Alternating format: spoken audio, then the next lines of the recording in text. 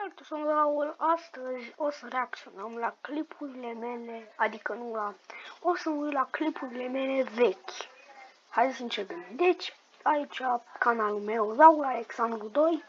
Uitați-vă, reacție la Bijunior, reacție la cea mai slabă piesă de la C5 Gang, turul localului, live Minecraft. Facem casa, nu m-am mixat de promisiune, gen asta cred că toate le-ați văzut. Ok. Deci,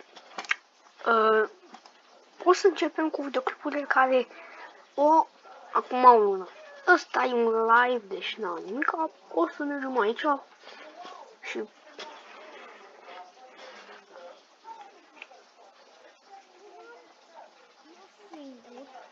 ok, stați un pic.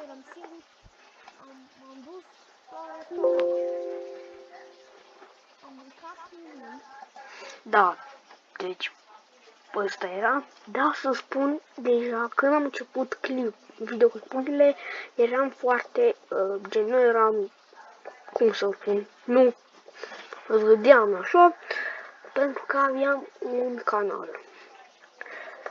Un alt canal, gen, Mărârau. Da, unde era? Nu e ăsta. O spun...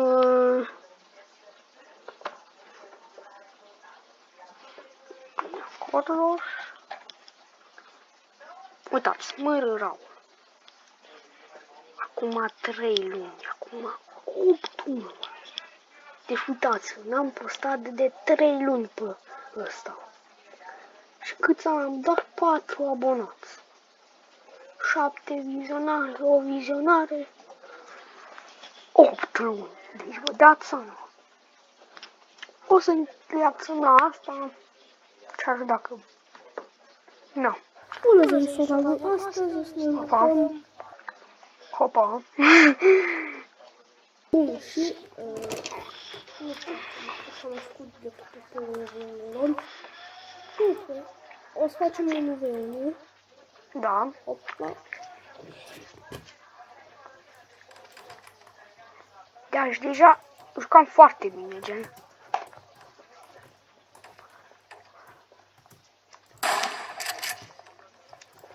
Da. Deci, acum 3 iulie 2020, un clip e bun. Cum să construiești cel mai bine pe Nintendo. Am uitat cum să fac ăsta, să-l pun pe Fortnite, dar în fine, videoclipul, pentru că, da, astea.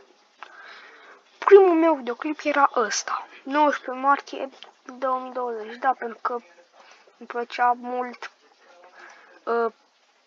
Uitați, al meu, Genia Cordoș, ăsta nu e al meu, da. Ok. Am pentru astăzi, dar mare... A, nu. Mai am și...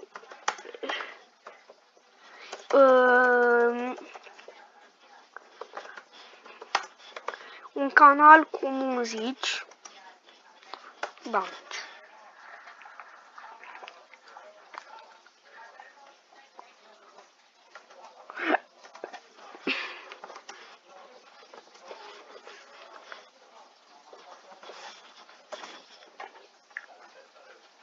Și...